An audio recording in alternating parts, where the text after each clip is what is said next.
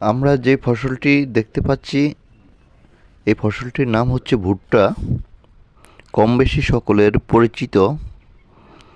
ভুট্টা সাধারণত গ্রীষ্মকালীন উষ্ণ আবহাওয়ায় 200 থেকে 270 ডিগ্রি সেলসিয়াস তাপমাত্রায় ভালো জন্মে। পাহাড়ের ঢাল পাদভূমি সহ ক্ষারীয় জমিতে ভালো জন্মে। এটি বীজের মাধ্যমে বংশবিস্তার করে।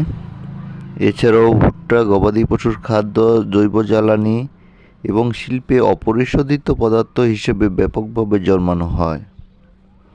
এই ফসলের উৎপত্তি আমেরিকা।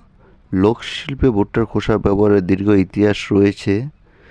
বোনা তাবিজ, খোসার পুতুল, খই। ভুট্টা পুষ্টিগুণে ভরপুর। এতে আছে ভিটামিন, খনিজ, আঁশ, ক্যালোরি, এনার্জি, প্রোটিন ও কার্বোহাইড্রেট।